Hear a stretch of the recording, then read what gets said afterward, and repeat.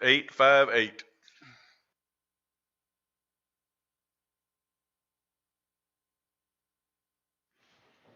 Good morning. Sure is good to see everybody here this morning. I was thinking about what Greg was saying about Ben, kind of feeling for him this morning. This funny thing about preaching is you spend 5 hours putting some material together to only find out it was 15 minutes worth of talking points. At least that's how it happens with most people, except for I remember my first time getting up behind the pulpit, and I was preaching his sermon. And, I was about an hour and 20 minutes into my first point, and I know that's not a big surprise. And I saw Amanda standing in the back pointing at the clock and jumping up and down and telling me it's time to wrap it up, right? So, of course, I had to find a way to wrap that up real quick. And we went out to eat with some of the members afterwards, and when we got there a little bit later, and one of the elders said, well, we prayed before you got here because we wanted to eat our food hot.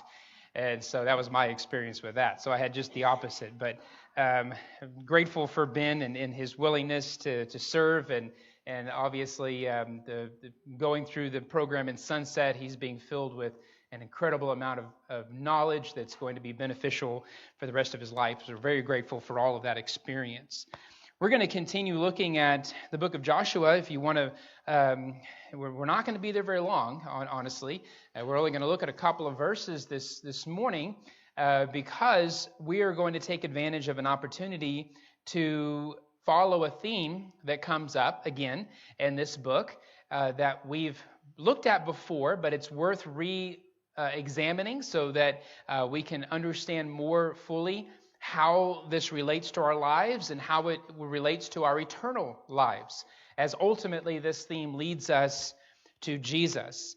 And it comes from Joshua chapter 11, which is about where we are in the book of Joshua, but it's towards the end of that chapter. What has happened so far is basically Israel has taken the northern part of Palestine. They've already conquered several major places like Ai. They've conquered Jericho. They've taken the Amorites, and God has given them all of this land. They've taken the northern part of Palestine. Now they're just really left with some smaller battles that are going to take place, to kind of clean things up a little bit for themselves and establish themselves in Jerusalem. So what we see is pretty much not the totality of the conquest, but it's certainly a major milestone in the conquest. But in chapter 11, verse 23, it says, so Joshua took the whole land according to all that the Lord had spoken to Moses. Joshua gave it for an inheritance to Israel according to their divisions, by their tribes. Thus the land had rest from war. And that word rest is really where we're going to focus our thoughts on. It comes up in chapter 1. It's a promise of God that God was going to give his people rest.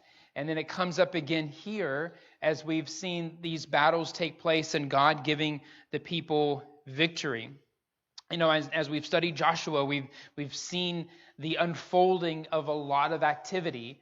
We've seen God's working in delivering his people and giving what he has promised. But this word and this phrase, this idea, theme of rest really comes in through the entire Bible. It is, once you see it, you will see it throughout the entire Scripture. It is a powerful theme.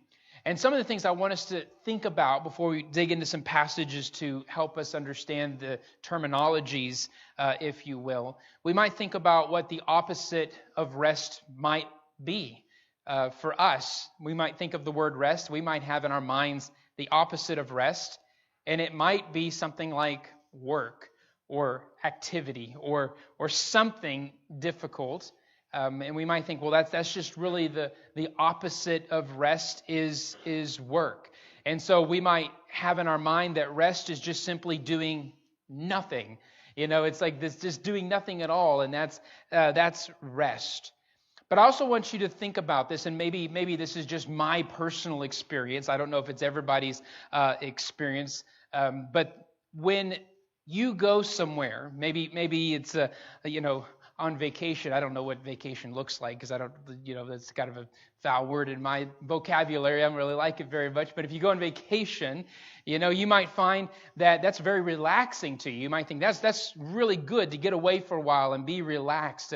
A lot of times when I go somewhere, I often find the activity to be more stressful than the work that I left behind. It's just this idea that, it was a lot more restful being here than it is to pack up and travel somewhere and do something and then come back, and I just can't wait to get back. And you might find that to be true in your life as well. That rest for me is settling into some kind of activity. It's a matter of having a routine. It's a matter of knowing what the next minute looks like. What is not restful for me personally is not knowing those things or having to pack up and go somewhere or do something that is out of the ordinary. Those things tend to not be very restful in reference to just my mental health or just my physical body. I find myself to be more tired in those circumstances. And what was interesting is as I was looking and studying this word throughout the Bible, I began to realize that a lot of times that word rest comes not necessarily from a lack of activity, but it comes from a settling in of productivity. That when the Bible talks about rest, it is coupled always with some activity, some kind of something that is good, something that is wholesome, something that is in completion. And it's a settling in of completion. And so I'd like to unpack that with you and help you to see what the Scripture is talking about, and hopefully it'll make more sense and be very applicable to your life as well. And so in Genesis chapter 2 and verse 1 through 3, it says, "Thus the heavens and the earth were completed." This is where we get this word for the very first time, this idea of rest. It completed in a vast array. In verse 2, "By the seventh day, God had finished the work he had been doing. So on the seventh day," that was the sixth day, seventh day, "he rested from all his work. And then God blessed the seventh day to make it holy, because on it he rested from all his work of creating that he had done." Well, the Hebrew word is a really interesting word. It comes from the Hebrew Shabbat. And that may not sound very familiar to you, just me saying that, but I'm sure you're very familiar with the word Sabbath, which is a root word. And so there are 200 times in the Old Testament that word is used in reference to some kind of completion, some kind of work that has been completed. The idea of Sabbath. And so Israel was expected by, God gave them a command that they had to basically come to a completion, cease labor on a particular day. So every week they had a Sabbath. They had the seventh day of the week that they were to cease from labor. But you also have to realize that because of that, they had to prepare for their rest. They had to, in preparation, make sure they had enough to deal with the fact that they weren't going to be doing business on the seventh day. They weren't going to be doing normal activity, that their activity was going to be limited. Now, it doesn't mean they just did nothing at all. In fact, it's very much the opposite. They would meditate on God. They would think about God. They would be in often community with each other. There was a sense in which the Jewish people recognized this is the time we come together. This is the time that we remember the goodness of God. We meditate on God. There's some togetherness that comes from it. Now, what they didn't do is do things that were making profit. They didn't do things that were commercial, if you will. But they recognized that was a particular day that was a matter of completion. It was a Sabbath. And let's look at some other passages. This is Exodus 31, verses 12 and 18. It says, "Then the Lord said to Moses, say to the Israelites, you must observe my Sabbaths. This will be a sign between you for generations to come, so that you may know that I am the Lord who makes you holy." So God expands on his covenant with his people in this observing of a particular day, a Sabbath day. in which they are to remember who is Lord, who is in control. And it's kind of a humbling, well, it is very humbling for the people to recognize that, I'm not in control. I may work, I do things, I'm productive, I harvest my fields, I prepare for the future, I do all of this stuff. But there comes a point where God says, okay, I want you to stop all of that. I want you to remember who is Lord. I want you to remember the covenant that I made with you. I want you to remember who you are and who you belong to. And I want this day to be that day that you stop from all of your productivity in reference to your commercial productivity, in reference to providing for your homes. And I want you to make sure that this is a day where you stop doing those things. And so the Sabbath was not just a day that Israel would, pitch some hammocks up and lay back and drink some lemonade and just kind of relax. That wasn't it. It was a day of constant meditation and thought of who is Lord, who is in control. It was a reminder to that generation and future generations that when they rested on the Sabbath, that they would remember and meditate on God. There's more to it, and we'll unpack that also, but that's where we begin building that foundation. On verse 14, it says, "Observe the Sabbath because it is holy to you. Anyone who desecrates it is to be put to death, and those who do any work on that day must be cut off from their people." So it's like, he's serious. It's not just a suggestion. It's not an option. It's not like God said, okay, this day it's probably a good idea if you take a break, just chill for a little bit on this day. No, he says, you have no choice. This is the Sabbath. It's holy. And anybody who does work, right? Anybody who goes and does things for the purpose of harvesting and making money and doing all of this productivity, that has to come to an end. And if it doesn't come to an end, the penalty would be death. That's very strong, isn't it? That seems strong in our worldview of how things are. I've never been threatened but my life to take a day off. Somebody hasn't said, if you don't take a day off tomorrow, I'm gonna have to kill you. I've never had that happen before. But it helps us to recognize this is more than just a day off. This is more than that. It is a holy day, one that is not to be desecrated for God's people, right? But God would recognize labor as not something that is evil, but it's something that is good. And there's something about resting from that reminds us that our work, our labor, is not all about us. And it's not, it's easy actually to forget that we forget within our productivity that it's not all about us. We find ourselves settling into a self-reliant kind of attitude that says, I can do it on my own. I can take care of myself. I can do all of these things. I don't need anybody else. And God wanted his people to pause and remember that that's not true. You do need somebody else. You need God. Look at verse 15. It says, "For 6 days work is to be done, but the seventh day is a day of Sabbath rest, holy to the Lord. Whoever does any work on the Sabbath day is to be put to death. The Israelites are to observe the Sabbath, celebrating it for the generations to come as a lasting covenant." And so he's saying, look, there is a 6-day window, which of course we immediately relate that to the 6 days of creation, as we see that God worked in creation for 6 days. He was productive for 6 days, and the wording is he entered into his rest. Now that might sound strange because we might think, well, that means that God just, he's been in a perpetual holiday.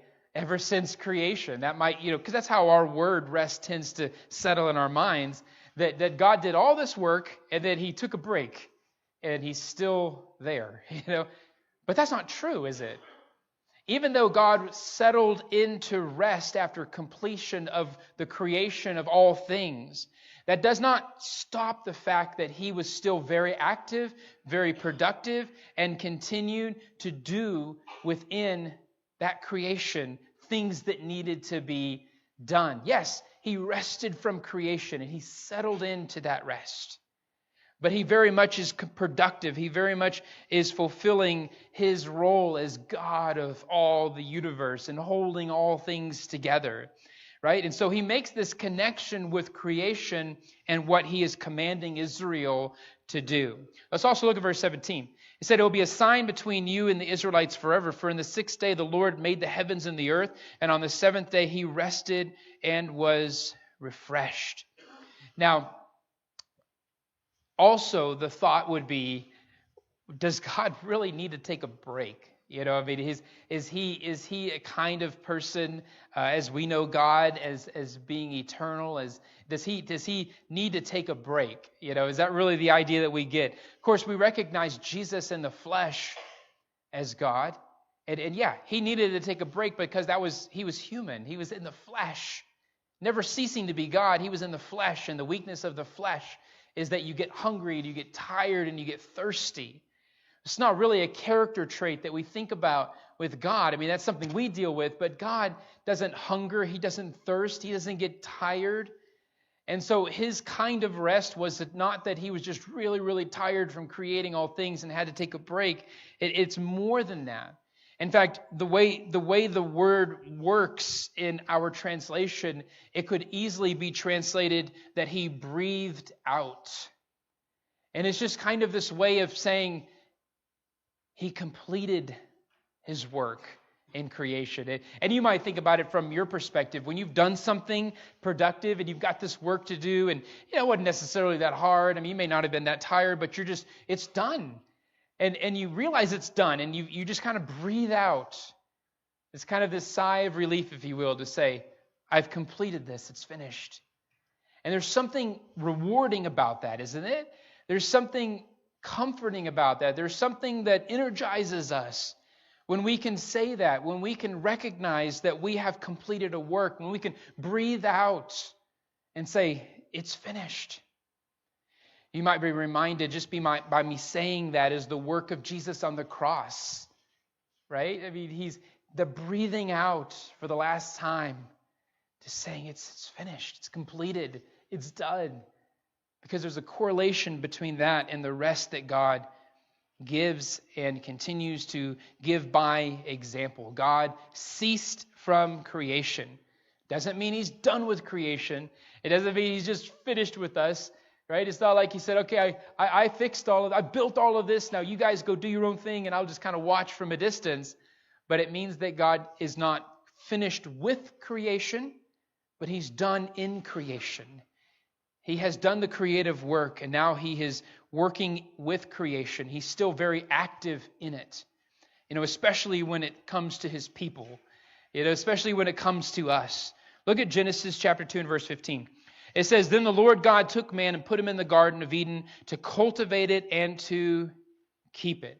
Now, what's really interesting is what I get the image of is that God creates humanity to join him in this rest, if you will.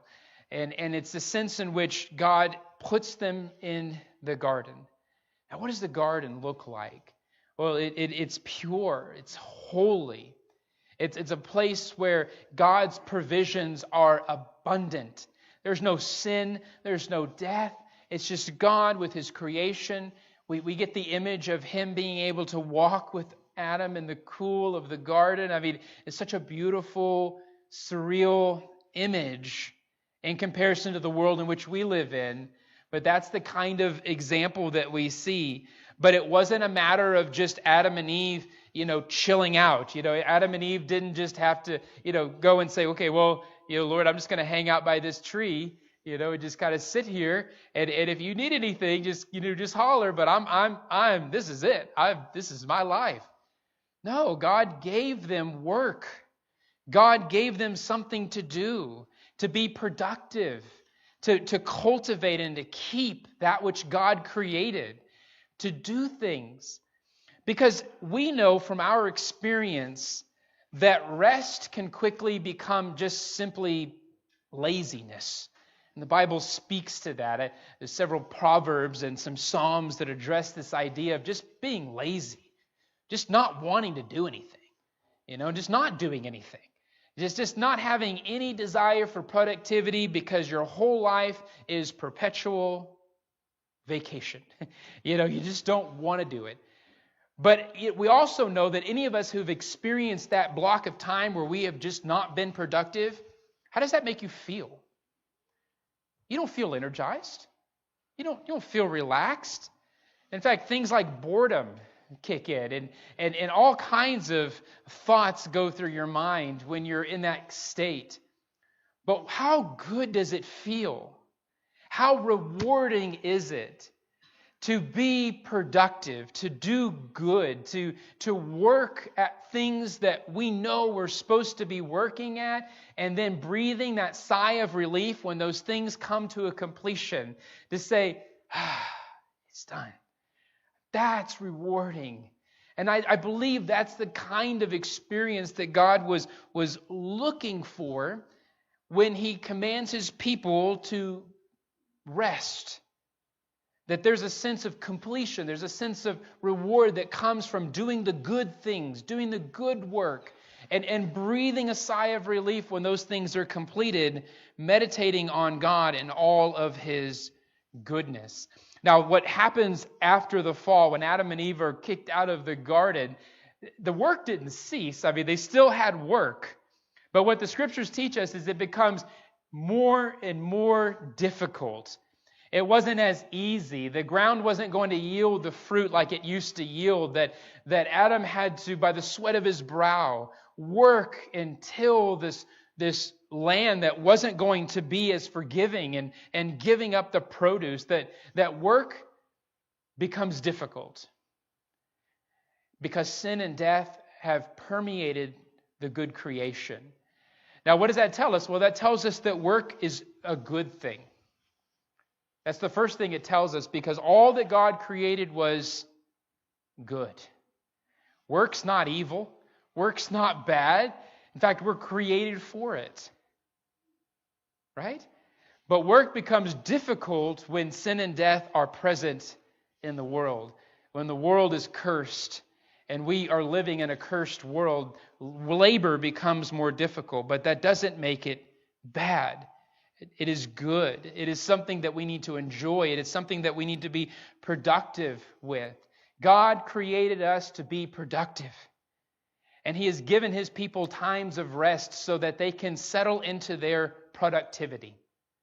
Not so that they can lounge and do nothing. Not so they can just take a perpetual break. But that they can recognize a sigh of relief of having completed the good things. And rest and meditate and reflect on those good things. That's the kind of experience that God wants. That's what we see with Joshua, isn't it? They fought all these battles, they fought all these wars, and now for a while the land is going to take a break, a breather. Sigh of completion. The good thing is being done.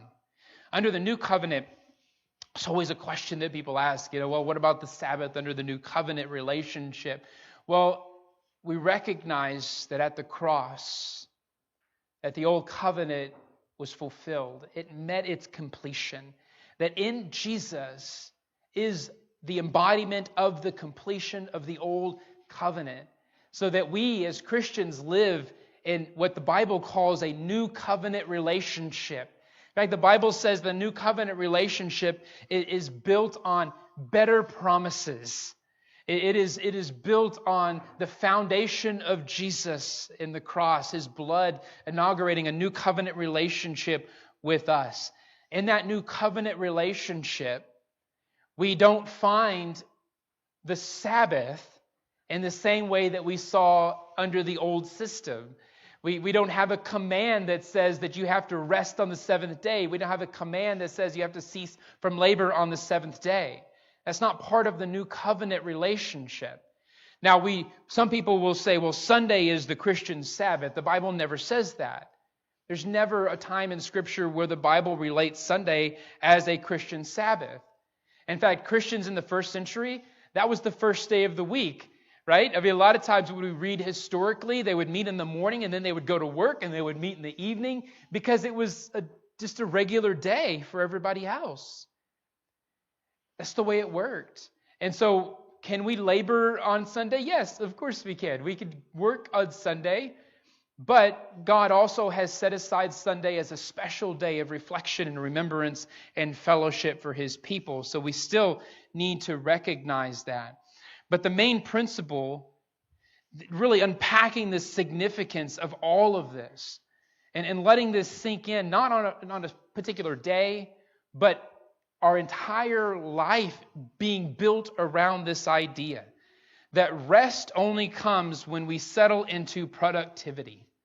That rest is satisfying when it is coupled with completion.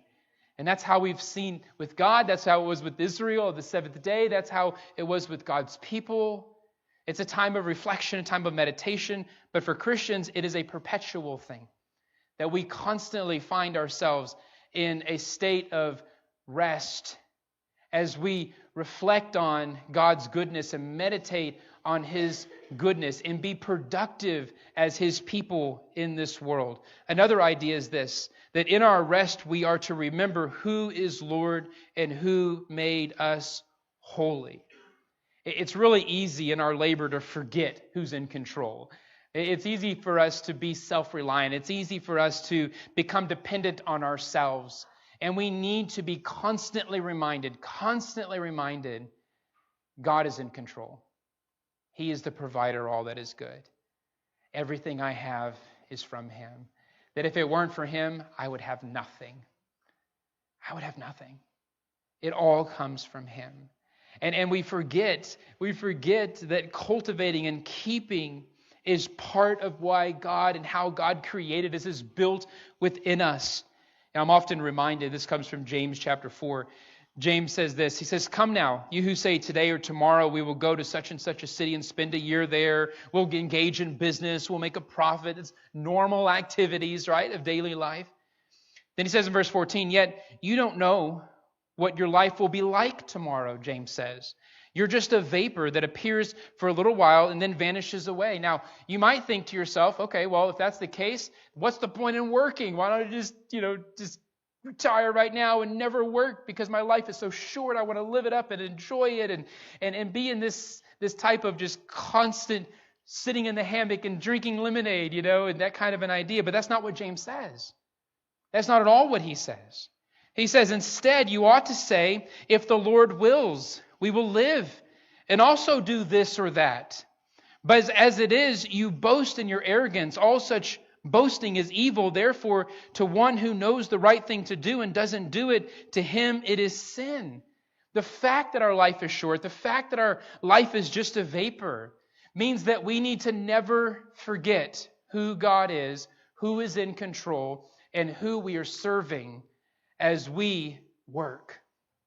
It doesn't mean that we just go on a perpetual vacation because our life is short. That's how we think sometimes, but that's not how it ought to be. The rewarding thing is to get about the business of doing the good thing, which is work.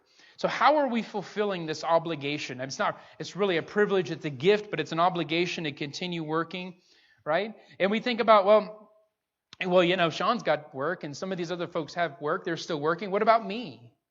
What about me?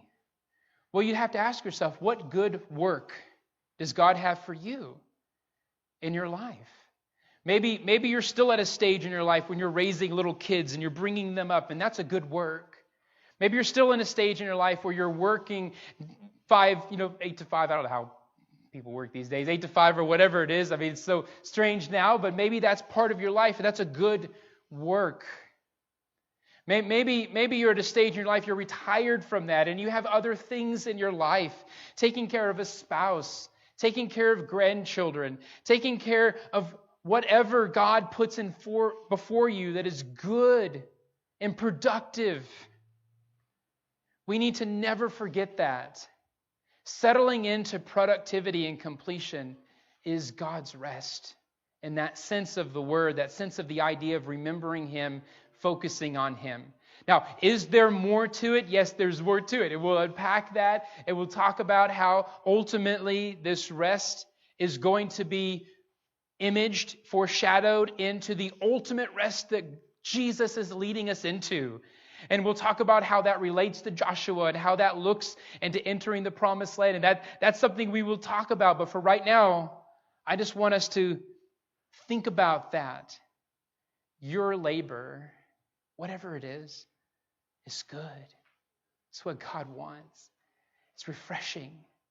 And it brings about a kind of rest that only comes from completion. And in that, we need to be constantly reminded, day in and day out, of who is in control, who is Lord. God is Lord.